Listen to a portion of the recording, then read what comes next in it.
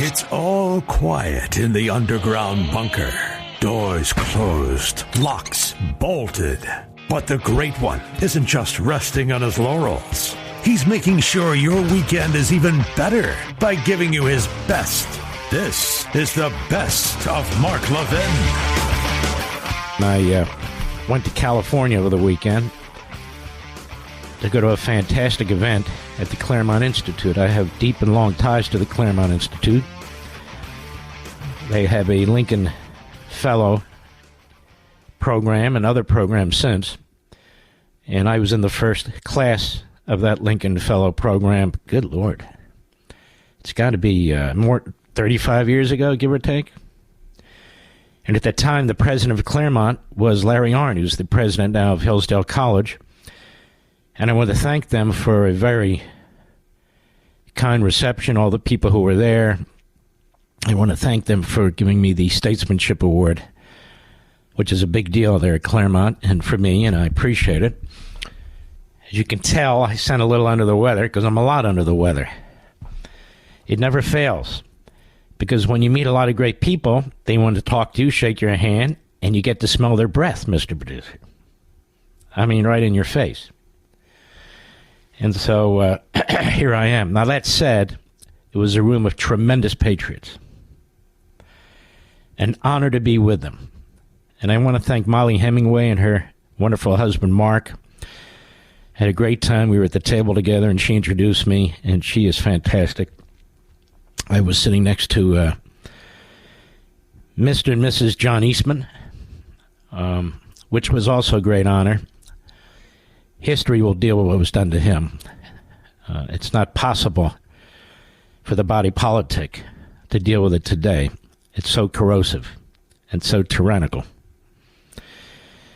But all through the weekend and before, I do my research. It's nonstop. Did it right up to the beginning of this program. Do it till 2, 3, 4 in the morning. One of the things I found about 48 hours ago is when I go to this site Memory, which I told you I encourage you to do, memri.org, memri.org. I found this protest at something called the International Al-Quds, that's Iranian, rally in Dearborn, Michigan on Friday. And just to show you how important you are and how important we are, I posted it on my social sites, Twitter, and then the rest. And it started to work its way through social media, through independent conservative news organizations, and then finally into Fox. It is not something that you see on NBC or ABC or any of the Sunday shows, not one. It's not something you'll see in most of the Democrat Party newspapers either, because they want to conceal what's going on in this country. And what's going on in this country, we don't know the extent of it, we don't know the numbers, but we know it's there and we know it's growing. Is an enemy from within. American-hating, Israel-hating, Christian-hating, Jew-hating Islamists. I didn't say Muslims. I didn't say Arabs. I said Islamists. Islamists are radicals. Islamists are violent. Islamists threaten. Islamists commit acts of violence. I've told you over and over again, if you hate America, you hate Israel. If you hate Israel, you hate America. And this is demonstrated so clearly and so utterly. And so I'm not looking for any of these news organizations or internet organizations or cable channels to say, oh, here's where we got it from. But I got it from memri.org, memri.org. And I pushed it out into the media. It's important to see what we post. I don't engage in the comments because so many of them are bots who stick stuff in there, and I don't really care. So let's begin. You need to understand that Joe Biden has sent senior campaign operatives into Dearborn, Michigan to try and protect his vote. This is Rashida Tlaib territory. that he is utterly destroying the state of Israel, its government, the prime minister, to the extent he can, on behalf of these individuals, because he wants their votes. And it's the same Joe Biden that threw in the Senate's favorite Klansman when he first got to the Senate. Now he's throwing in with Hamas, Nazi supporters, Iran supporters, and American haters. Cut one, go. We've been asked in the past, why are our protests on the International Day of Quds, why are they so anti-America? Why don't we just focus more on Israel and not talk so much about America? Gaza has shown the entire world why these protests are so anti-America. Because it's the United States government that provides the funds for all of the atrocities that we just heard about.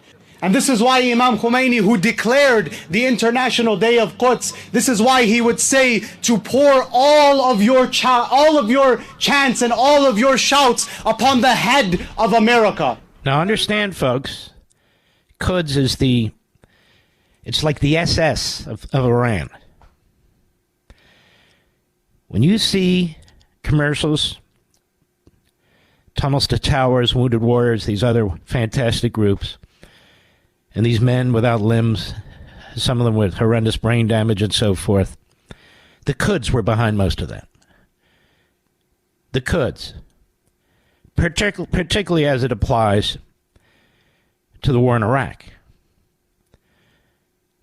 I want you to understand that this person and these people who are rallying to this cause are the enemy. They're a domestic enemy.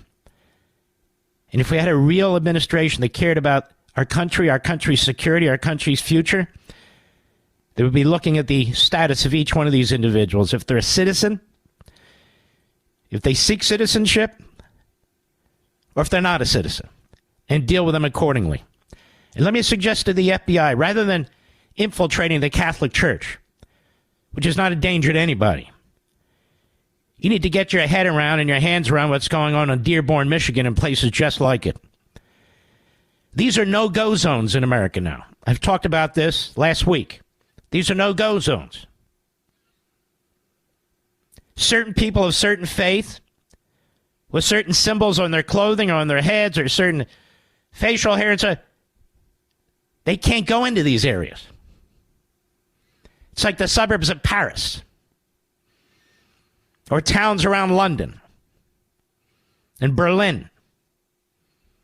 It's here, right now. This is who's in the streets with the American Marxists from our universities, our faculties, who are marching down the streets. They don't represent America. They hate America. Did you hear Joe Biden say a word about this today? Not a word.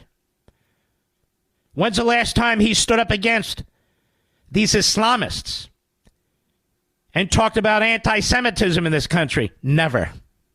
Never. Has Chuck Schumer talked about this? Not a word. Hakeem Jeffries? Not a word. Instead, we get Nancy Pelosi, who signed a letter with 37 other clowns, insisting that the Biden administration literally cut off arms to the state of Israel. I heard a friendly voice on TV today, not one of us, conservative, but a friendly voice say, all Biden wants to know is what is Israel's exit strategy, and present it to them. Let me explain something. Israel has no exit strategy. That's their country. That's their country. There's nowhere to go. They're surrounded. As I speak, missiles keep getting fired in still from Gaza. Missiles are fired in from Lebanon. Imagine living under these circumstances. Day in and day out, day in and day out. This is an advanced, democratic, Judeo-Christian country. It's a Western country surrounded in many cases by barbarian terrorists and barbarian terrorist regimes. And I would add as a footnote, ladies and gentlemen, if you've been checking the information out the last 2 days, Hamas and Qatar are now trying to overthrow the King of Jordan. Right now. with the backing of Iran. There's no two-state solution issue. This is a worldwide effort. I've talked to you about this before. This is a second Muslim crusade. Now, by that, I don't mean Muslims who obviously aren't involved in this. I'm talking about people, Islamists, using the Muslim faith to try and conquer the world. In one town after another, one state after another, hell, one country after another. And look at the influence they have in the United States today. Look at the influence they have in the American media. Look at the influence they have in the Democrat Party. Look at the influence they have in the White House and the State Department and the Defense Department. They have far more influence than any Jewish organization or Christian organization. They have an enormous amount of control and influence. Continue, please. Go ahead.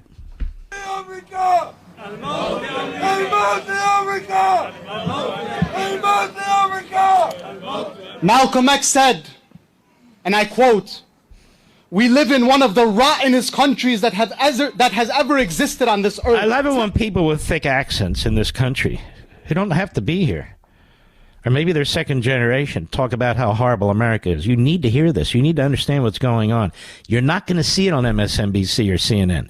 You're not going to see it on CBS, NBC, or ABC. You're not going to see it on the Sunday shows. You're not going to read about it in the front pages of the New York Times or the Washington Post. You're not. And yet this is what's going on. This is what's going on. And this is what Biden has responded to, and Blinken is in support of. Blinken is in support of this. As are the Marxists, the Bernie Sanders, the AOCs, the overthrow of America. That's their wet dream. Go ahead. Joe, that has to go. It's the entire system that has to go. Any system that would allow such atrocities and such devilry to happen and would support it, such a system does not deserve to exist on God's earth. And so when these fools ask us if Israel has the right to exist, the chant "Death to Israel" has become the most logical chant shouted across the world today. Cut two. Imam Khomeini recognized that Israel is an evil settler colonialist project. He realized it is a cancer, and he established this day. Israel, before this, brothers and sisters, was a sacred cow.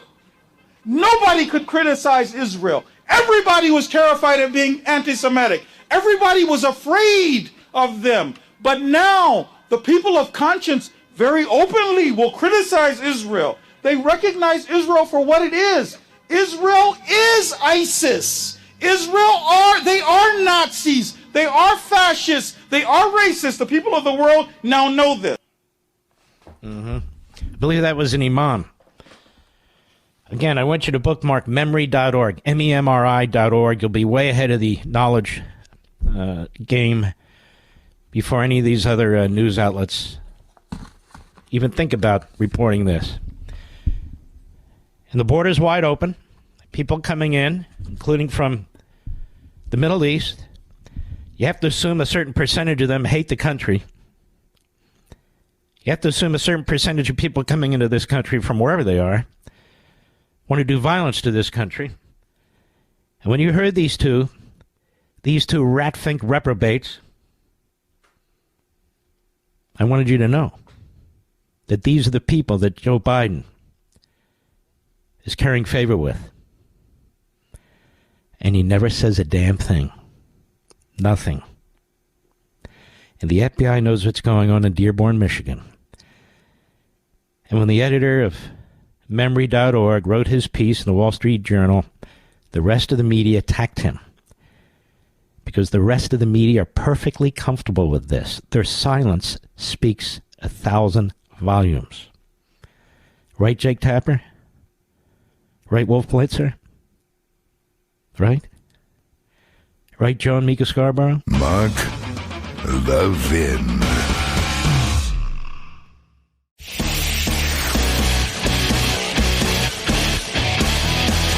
Making your weekend even better. This is the best of Mark Levin. So the state of Nebraska with just a couple electoral votes is crucial.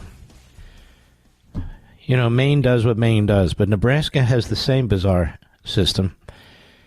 They assign an electoral vote to each of their congressional districts, each of the two. One of them is a Democrat district in Omaha.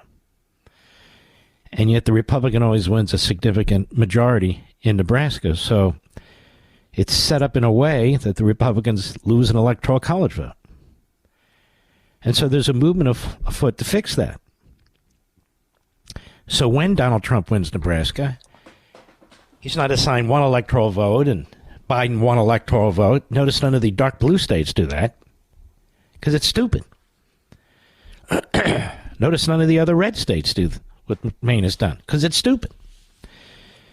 But it was done about 30 years ago. So it's time to fix it. The problem is you do have some foot draggers in the Republican Party. I know it seems insane, but you do. And time for the legislature is running out. So what do? Well, the governor needs to call a special session, emergency session of the legislature and get this legislation passed. You know, damn well, if there was a Democrat running the show under these circumstances, they do whatever they have to do. And so I want to encourage you, my fellow patriots, that for once we have something that we can do rather than wring our hands and whine. And I'm going to look for more and more opportunities like this as well. I want you to get engaged. You can even sit at your chair. You don't have to even move. I want you to get engaged. And here's what I want you to do. The governor's office is closed today. It's in Nebraska. I'm going to hand you his number as well as the link to his office and that contact information as well. We're going to post it on all my platforms, including Twitter and all the rest. And I'm also going to mention them to you so you can go ahead and use them. Now, obviously, with the link to the governor's office, there's other ways to communicate with his office other than by phone. If you call now, you're just going to get, and I tried it, a recording saying the office is closed and so forth. And earlier today, they shut the phone off, so you couldn't even get through that way. But there are other ways if you go to the link on the website. And again, we will post them, but I want to tell you what they are. And again, we need a mass Levin surge tomorrow if you're calling by phone, tonight if you're using the link to the website of the governor's office, to politely and civilly urge him, Governor, you need to call a special session of the legislature and change the way the electoral votes are assigned in Nebraska. Winner should take all. And encourage him to do it. Encourage him to do it. Here's the number. Again, I'll post it so you don't have to memorize it. 402-471-2244. Again, 402, for you technocrats, 402-471-2244. 402-471-2244. It'll be on all our social platforms. As well as you can go to the site, the link of the governor, governor.nebraska.gov. And again, that will be on all our social sites. Mr. Producer is already putting it up if he hasn't already. It's up. Governor.nebraska.gov, G-O-V. It's Governor Jim Pillen.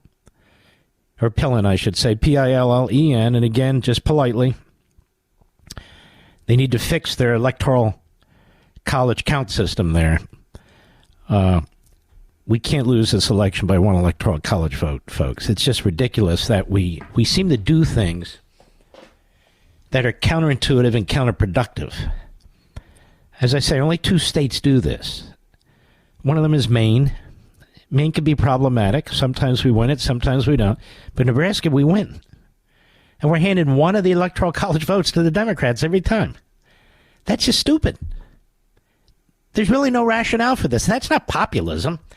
We're talking about a presidential election, not a congressional election here. And so you count the votes of the state, and the people of the state decide, not the people of Omaha. They can participate like everybody else, but they shouldn't be able to throw a presidential election in one direction or another because they support a Democrat. And so again, I want to encourage you to do that. If you can't remember the numbers, the link that I just told you, Well, we're all over the place. Mark Levin Show Twitter, Mark Levin Show True Social, Mark Levin this, Mark Levin Show that. And I want to encourage you to do it. So this is an official second Levin surge tonight. The first one is to go to tedcruz.org, and please do whatever you can to help the senator. He is a leading light in the United States Senate. If he's replaced by one of these left-wing, Senate Democrats who goes along with the most extremist types from the state of Texas, that'll be a complete disaster in lieu of Ted Cruz. Complete disaster. And then we need Nebraska. We need Nebraska to get back in line with the rest of us, with the rest of our states, and stop handing an electoral college to the Democrats. Electoral college votes are not supposed to be handed out to cities. States get them.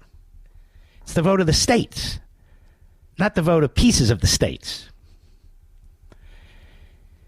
And we shouldn't be winning in significant numbers in Nebraska and handing one electoral college vote to Biden. It's just ridiculous. So I encourage you, again, tonight if you want to use the link, but certainly tomorrow with the call or the link if they unplug the phone again, to contact the governor's office. The number again, as I pull it up here, let's see here, 402-471-2244, 402-471-2244. Or you can go to the website. Again, all this stuff will be on my social sites. You can go to the website. Let's see here, Mr. Producer. Here it is, which is, what the hell is it, Rich? You just posted it here. That's governor.nebraska.gov, G-O-V. Governor.nebraska.gov. And I think we may actually have his email address, too. Once I go to contact info on the page, once you get into the link, and you'll have his email number. His email address, rather. Contact info on the page. I'm not trying to complicate it. It's actually quite simple. There's one link, and there's one phone number. If you find you're blocked on one, use the other.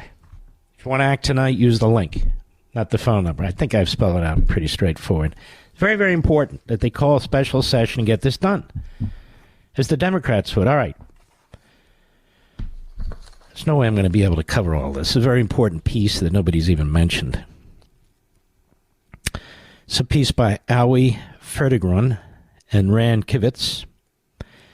Israel's acknowledgement that the drone attack mistakenly killed 7 aid workers in Gaza has led to renewed criticism of the Jewish state. The tragic incident came less than 3 weeks after a report issued by the Integrated Food Security Phase Classification, whatever the hell that is, claimed that 1.1 million people, nearly half the population of Gaza, face, quote, catastrophic food insecurity, unquote.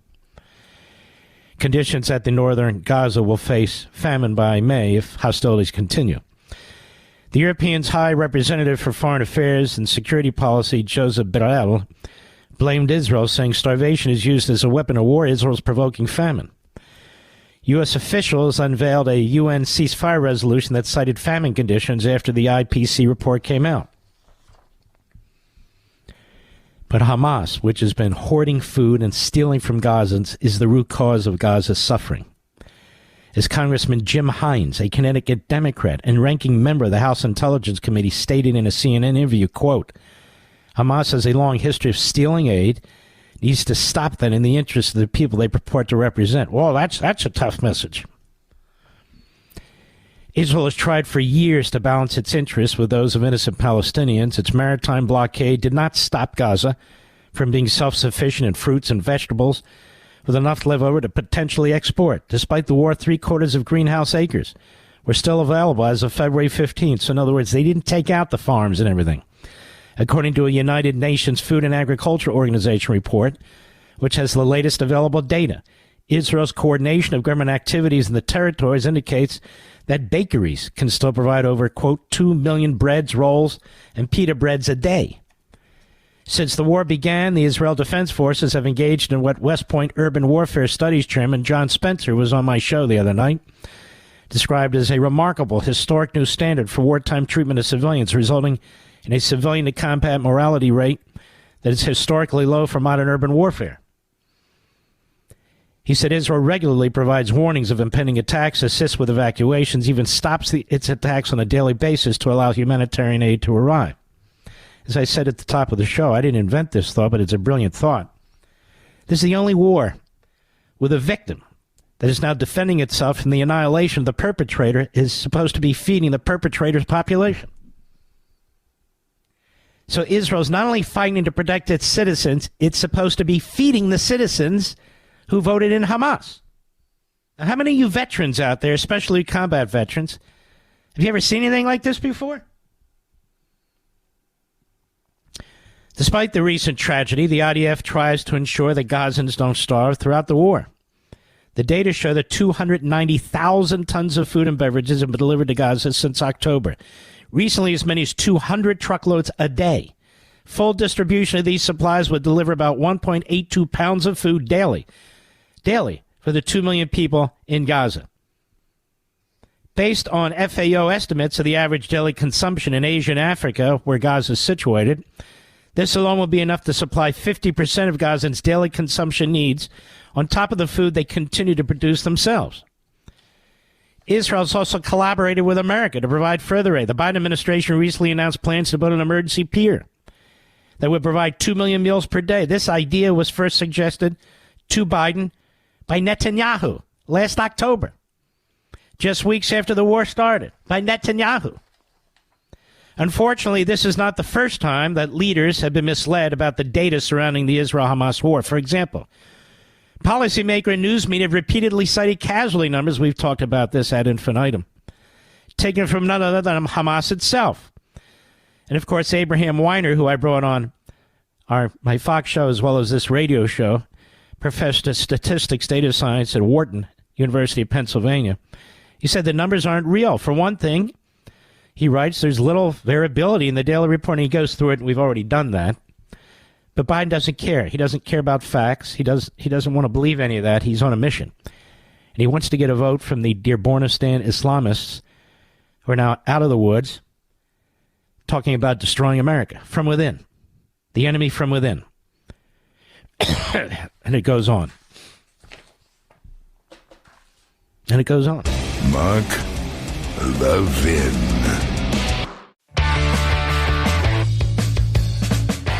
You're listening to the best of Mark Levin. There's a breaking story this evening which kind of illustrates and underscores what I've been talking about, the violent terrorist mindset in the United States. With open borders and the Democrat Party embracing, if not promoting, but certainly not condemning, the Islamist mindset that is spreading like wildfire in this country from one no-go zone to another. We played the memory audio for you folks, where an Islamist imam and some other ratfink were talking about destroying America, that America needed to be destroyed, and they didn't quote Martin Luther King, they quoted Malcolm X. People come into this country, you have a first generation and a second generation in the case of those two people, and they come here to hate it. I've also spent months trying to explain that this ideology is not just about slaughtering the Jews, although that certainly is a priority. It's about destroying us, because we're the most powerful force, and not just militarily, but morally and constitutionally, that stands against these Islamists. So what happened today? From Fox, FBI arrests Idaho 18-year-old for violent plot to attack churches on behalf of ISIS, Justice Department says. They arrested an 18-year-old in Idaho after uncovering his truly horrific and violent plot to attack churches in Coeur d'Alene this past weekend on behalf of ISIS. Alexander Mercurio is now facing a federal charge of attempting to provide material support or resources to a designated foreign terrorist organization after the FBI says he devised a plan to, quote, incapacitate his father, restrain him using handcuffs, steal his firearms to use for maximum casualties, quote unquote, in an attack he had been planning to carry out in northern Idaho, the resort city in northern Idaho, Coeur d'Alene, on Sunday. The defendant allegedly pledged loyalty to ISIS, sought to attack people attending churches in Idaho, a truly horrific plan which was detected and thwarted by the FBI's Joint Terrorism Task Force. FBI Director Christopher Wray said in a statement, the Department of Justice will continue to relentlessly pursue, disrupt, and hold accountable those who would commit acts of terrorism against the United States. And who are they? I don't think you'll find them in the Catholic Church. I don't think you'll find them in a temple, Jewish temple. Who are they? In a criminal complaint, the FBI says the investigation began when Mercurio, who's a resident of Coeur d'Alene, quote, reached out to confidential human sources online and indicated his support for ISIS and terrorist organizations. Mercurio spread ISIS propaganda online and solicited ISIS's involvement in and approval of his propaganda efforts, discussing travel from the United States to join ISIS and considered and planned ways to support ISIS financially. His attack plan involved using flame-covered weapons, explosives, knives, a machete, a pipe, and ultimately firearms. His plan grew more precise as he eventually identified the specific church and date on which he planned to attack. And they grabbed him the day before he was going to attack. You better get used to this. I don't mean used to terrorism. I mean used to these threats. And the FBI is not going to be able to stop all of them. You can't play defense. We have an immigration system. Check that. We don't have an immigration system. Any would-be terrorists from the Middle East can slip right into this country, and I guarantee you they have. We have Soros prosecutors in this country that will not prosecute individuals who are recidivists, who even do violent crimes. You have coddling judges. But worst off, you have a president of the United States who won't stand up to anti-Semitism. Instead, he spreads it with his blood libels day in and day out against the state of Israel. Hamas doesn't fear Biden. Iran doesn't fear Biden. Hezbollah, Houthis, they all laugh. I mean, he's insisting that Israel provide more food, more medicine to people in Gaza, even though Israel is trying to defeat their leadership. And that leadership didn't shoot its way to the top. That leadership was elected. And then they shot their way to the top to stay there. In fact, the so-called peaceful Palestinians, Arafat's PLO, they're talking about a united government if they can just get their hands on Judea and Samaria, where Hamas would have cabinet positions. Oh, I bet you didn't know that.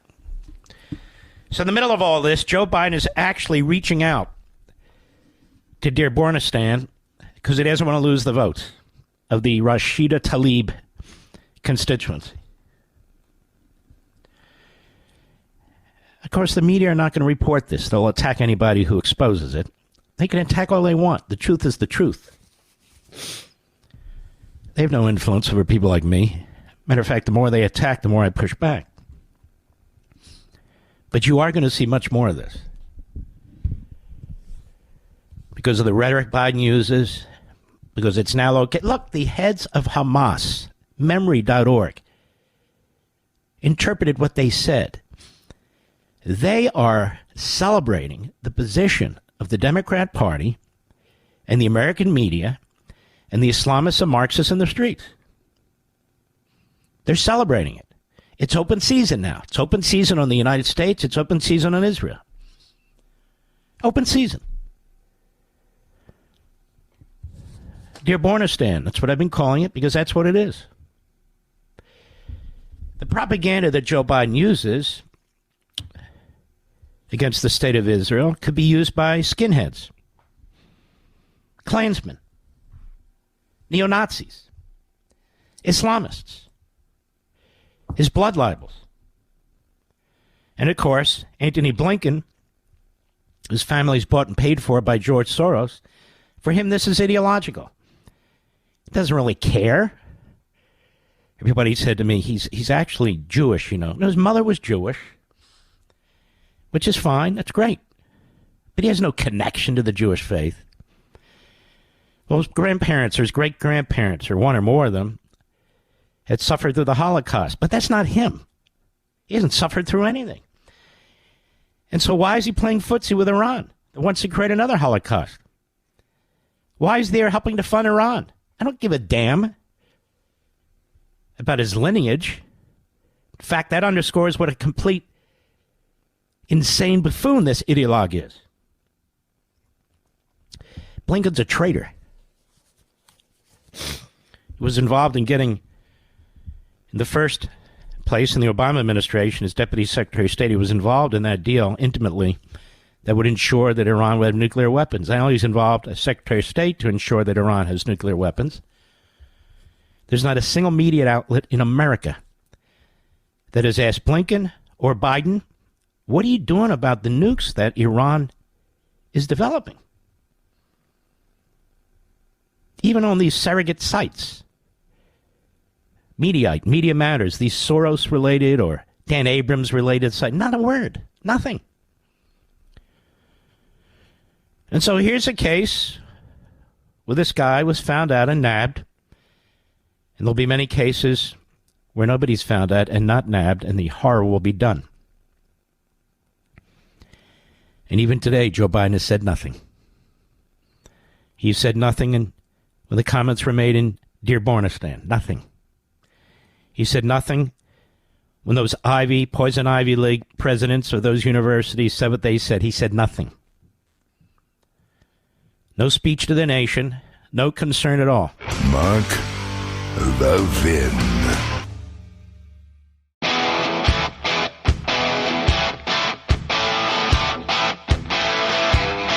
The Great One makes your weekend even better.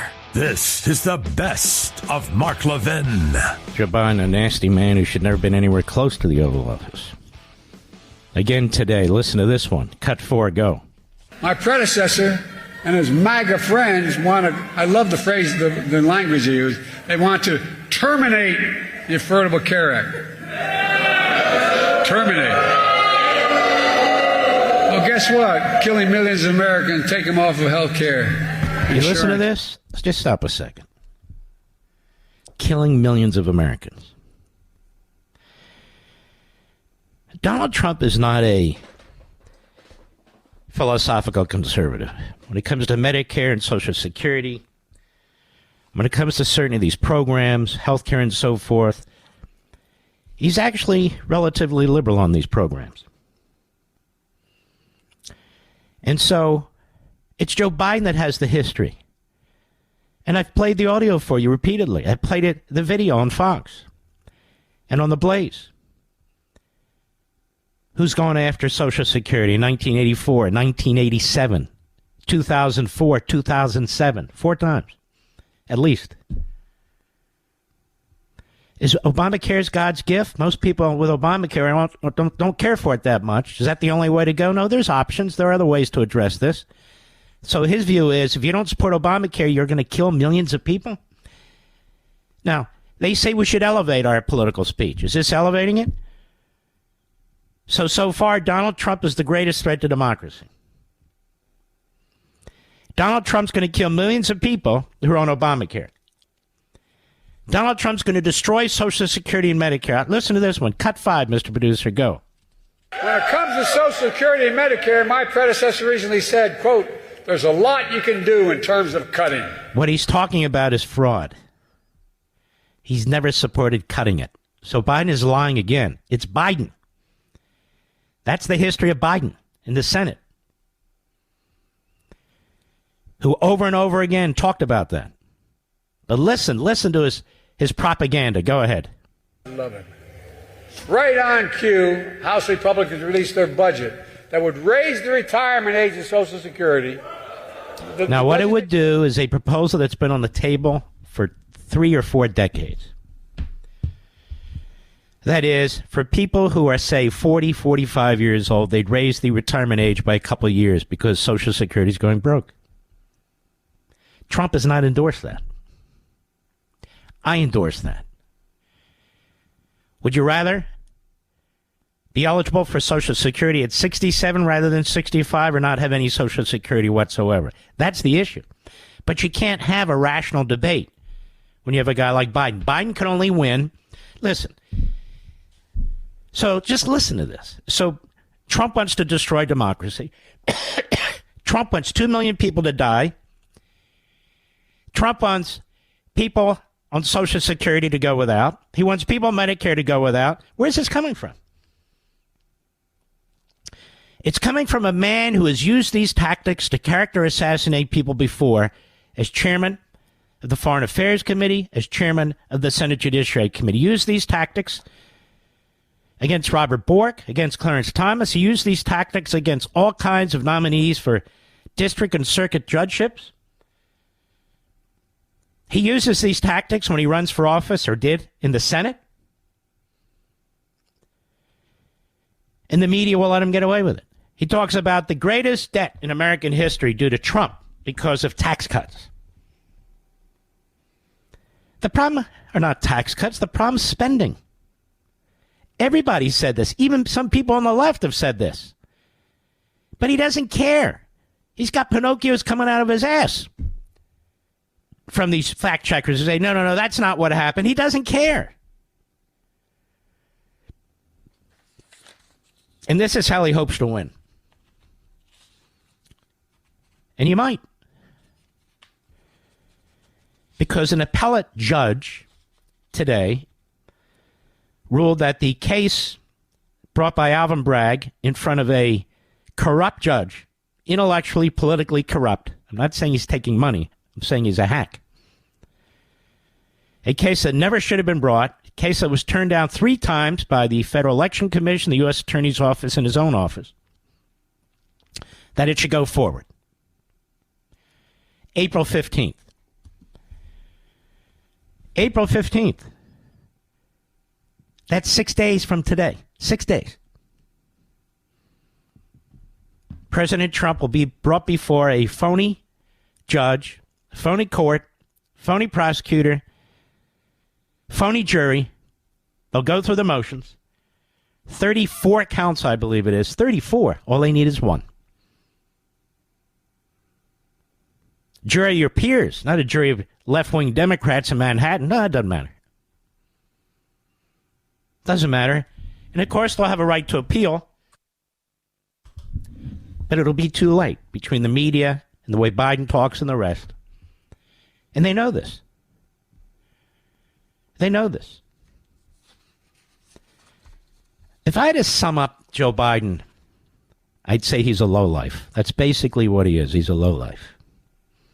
And I hope everybody regurgitates exactly what I said, friend and foe alike. He's always been a lowlife.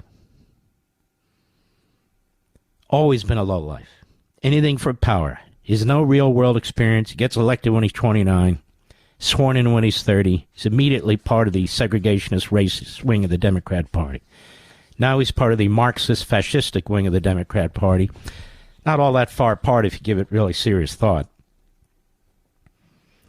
So he's going to run on lies. Real terrorists have been pardoned by Jimmy Carter, by Bill Clinton, by Barack Obama. Real terrorists. Barack Obama, as I said, was best friends with a domestic terrorist. 2 of them. Actually, 3 of them. 3 of them. Joe Biden is the biggest slaver in American history. That's what I would run on a commercial. 100,000 Americans dead, and he pretends he cares about civilians. Just not American civilians, just not Haitian civilians, just not only civilians he cares about, oddly enough, are those who voted for a terrorist regime. And after attack after attack, murder after murder after murder, Israel finally said, we've had enough, we're taking you out. Biden says, no, you're not. In fact, we're going to build a port for the Gazans. And we're going to destroy our 76-year relationship with Israel. Because I need those votes out of Michigan. Look, I'm buying votes left and right with student loan forgiveness, even though it violates the Constitution and a Supreme Court order, a direct order that said no. I will continue to push to topple the state of Israel. I will continue to fund Iran to attack Israel and the United States if I have to. I will continue to keep the border open so we can keep importing future Democrats. Let's be honest, that's what's going on here. And what do I give a damn about Israel? What do I give a damn about the southern border? All that matters is my election.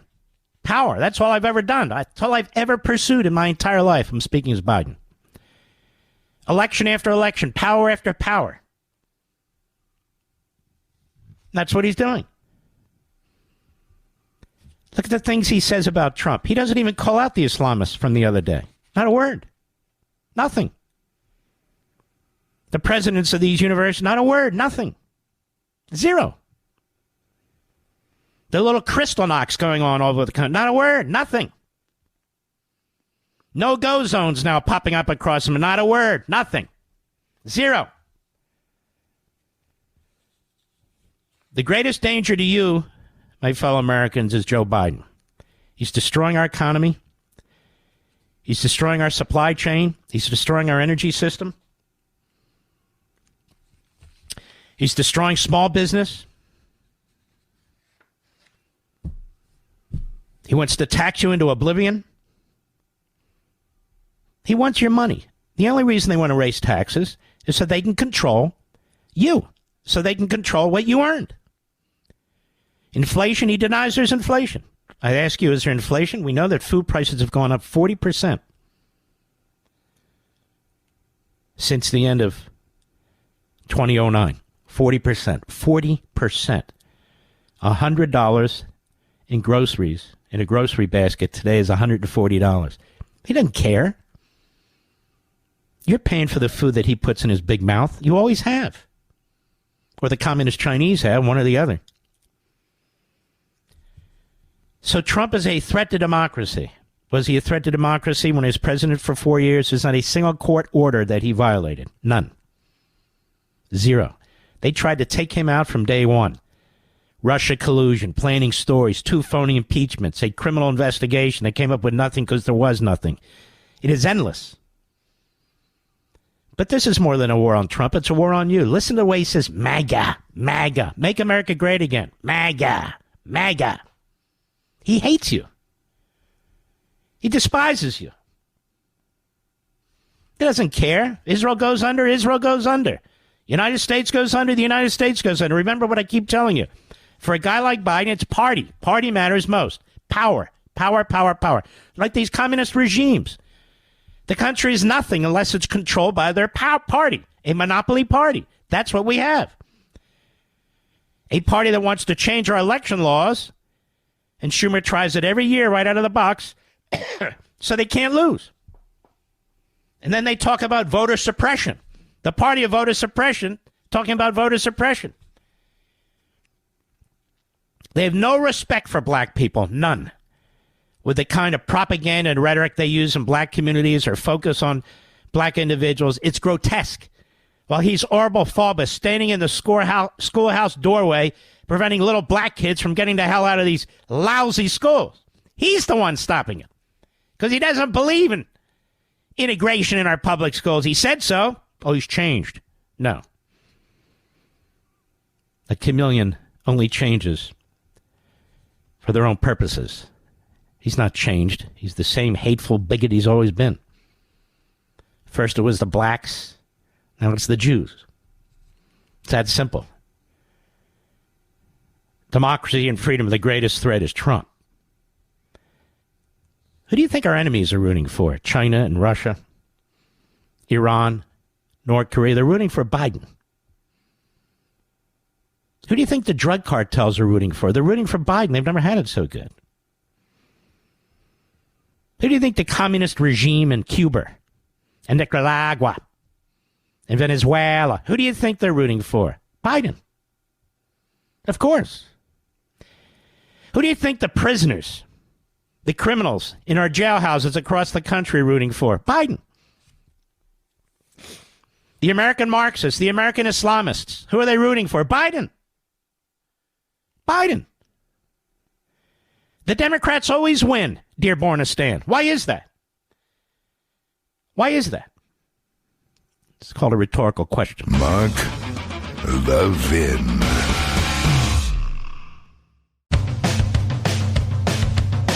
We're giving you nothing but the best of Mark Levin. I hope you're well. A couple hours ago, there was headline news, Mr. Producer. I believe it's the last day of Ramadan, Eid, I think it's called.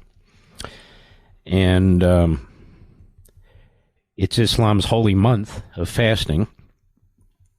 And there was a shooting that occurred in Philadelphia in the Parkside neighborhood. An Eid event. Almost 1,000 people were there. It's a lot of people. And there were gunfire. People got hit. It was a terrible scene, as a matter of fact, in a park. And the media were all geared up. They brought on ex-FBI agents, ex-police, and others that were, if not suggesting, certainly implying that this was a shooting because it was Ramadan, the last day of Ramadan, and 1,000 Muslims were gathered in this one place. Now, let me make something abundantly clear. I have nothing for contempt for anybody who kills anybody. Innocence, period. I have no problem whatsoever with people who practice their faith peacefully. Period. Period. And the funny thing is, people talk to me. The person I work with at my bank is a Pakistani Muslim. People that I know quite well, quite closely, and all sorts of things that we do around this house and we do around our studio, Muslims.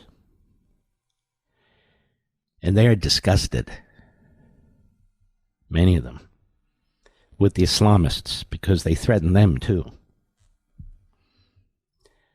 But stereotypes are created by the media. So when you criticize Islamists, notice I didn't say Muslims. When you criticize Islamists, terrorists who push terrorist ideology, the media want you to say Muslim. Now, the media were all geared up to hit this morning, noon, and night. It's disappeared totally from the headlines now. Why? Well, now we know more facts. 2 factions, reports ABC News, pulled out guns and started shooting at each other at the outdoor gathering, according to Philadelphia Police Commissioner Kevin Bethel. 30 shots were fired. A 22-year-old was shot in the stomach during the gunfire. Juvenile self-transported to a hospital with a gunshot wound to the hand. Both are in stable condition.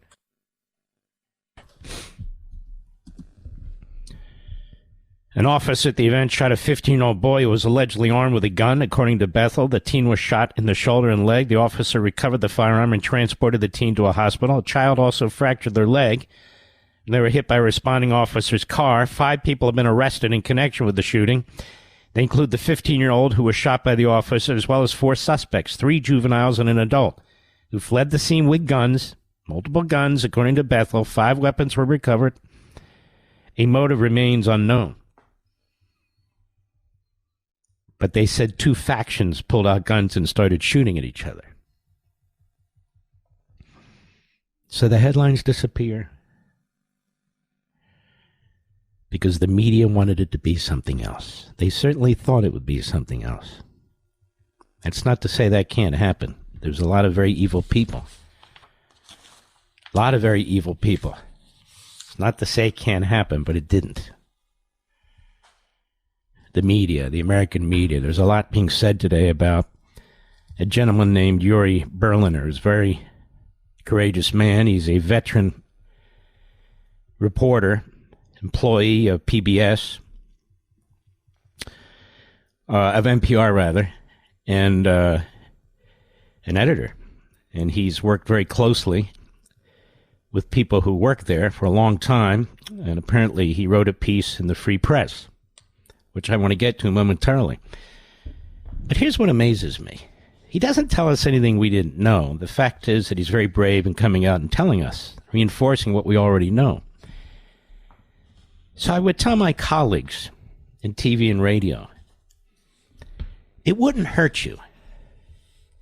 It wouldn't hurt you if you would actually educate and inform yourselves more. Over 500,000 of you read a book called Unfreedom of the Press. You know what's going on in the press instinctively. It's common sense. And you also know the history of it and the extent of it because you read. They don't. Unfreedom of the Press is about how those entrusted with news reporting in the modern media are destroying freedom of the press from within. Not government oppression or suppression, not President Donald Trump's finger-pointing, this was written several years back, but present-day newsrooms and journalists, indeed social activism, progressive groupthink, Democrat Party partisanship, opinion and propaganda passed off as news, the staging of pseudo-events, self-censorship, bias by omission, and outright falsehoods are too often substituting for old-fashioned, objective fact-gathering and news reporting. A self-perpetuating and reinforcing mindset has replaced independent and impartial thinking. And the American people know it. Thus, the credibility of the mass media has never been lower. This book could easily have been 10 times in its current length, but that would make it unreadable for most. Nonetheless, I mean, even at its current length, it's unreadable for some, apparently. Much ground is covered and research undertaken, and many authors and scholars consulted as the history of the American press and the evidence of its decades-long demise are carefully examined. The purpose of Unfreedom of the Press is to jumpstart a long overdue and hopefully productive dialogue among the American citizenry on how best to deal with the complicated and complex issue of the media's collapsing role as a bulwark of liberty, the civil society, and republicanism, ranging from the early newspapers and pamphlets promoting the principles set forth in the Declaration of Independence and the Constitution, to the subsequent party press and transparent allegiance to one party or the other, to the progressive approach of so-called professional reporting, and now the ideologically driven advocacy press of today. So for those of you who read this book, this is not new. What's new is the gentleman had the courage to come forward, for which he should be thanked. Unlike the early Patriot press, today's newsrooms and journalists are mostly hostile to America's founding principles, traditions, and institutions.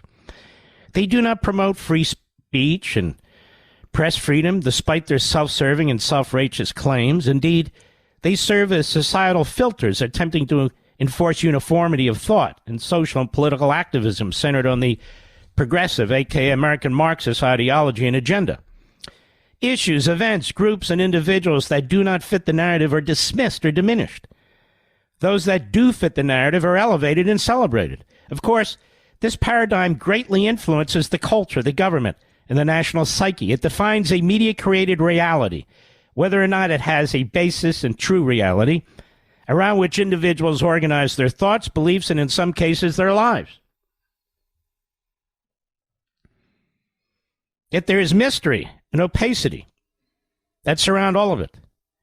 And if one dares to question or criticize the motives and work product of this enterprise or aspects of it, that is, the reporting by one or more newsrooms, the response is often knee-jerk and emotionally charged, with the inquirer or critic portrayed as hostile to press freedom and the collective media circling the wagons around themselves. Bears remembering that the purpose of a free press, like the purpose of free speech, is to nurture the mind, communicate ideas, challenge ideologies, share notions, inspire creativity, and advocate and reinforce America's founding principles. That is, to contribute to a vigorous, productive, healthy, and happy individual and to a well-functioning civil society and republic.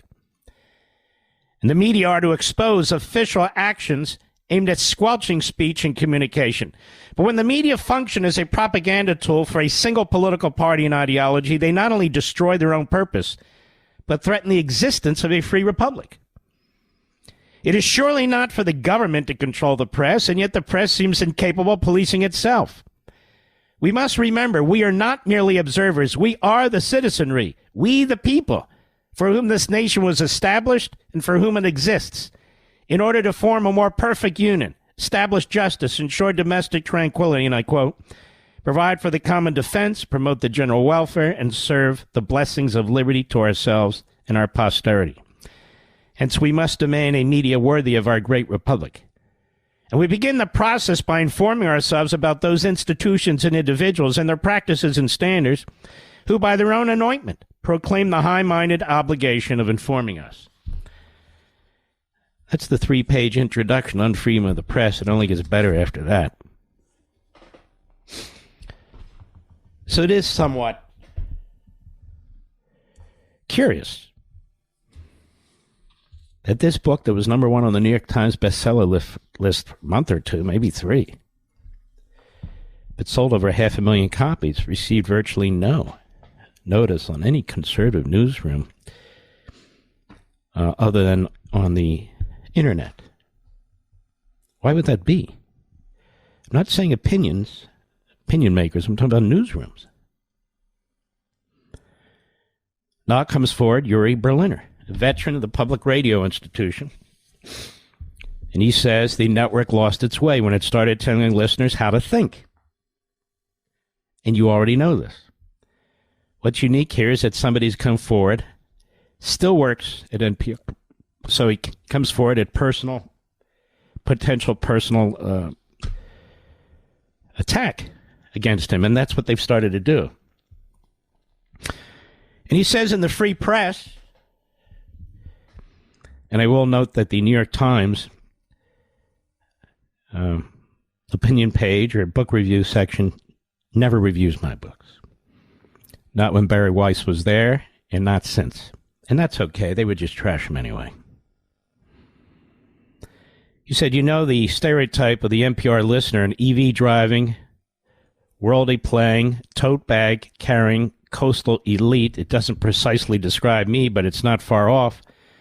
I'm Sarah Lawrence, educated, was raised by a lesbian peace activist mother. I drive a Subaru, and Spotify says my listening habits are most similar to people in Berkeley.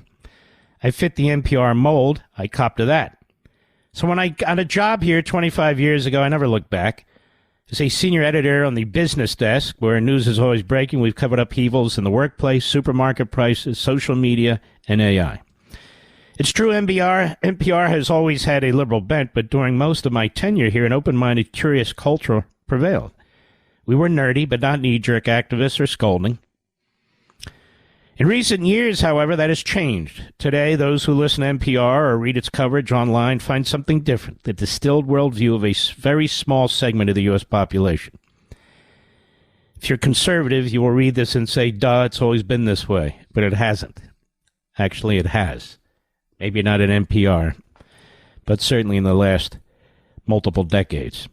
For decades, since its founding in 1970, a wide swath of America tuned into NPR for reliable journalism and gorgeous audio pieces with birds singing in the Amazon.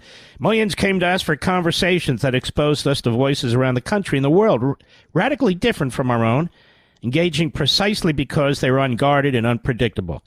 No image generated more pride within NPR than the farmer listening to Morning Edition from his or her tractor at sunrise.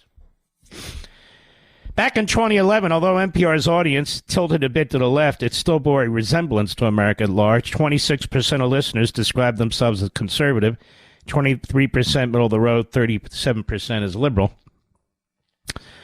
By 2023, the picture was completely different. Only 11% described themselves as very or somewhat conservative, 21% middle of the road, 67% were very or somewhat liberal.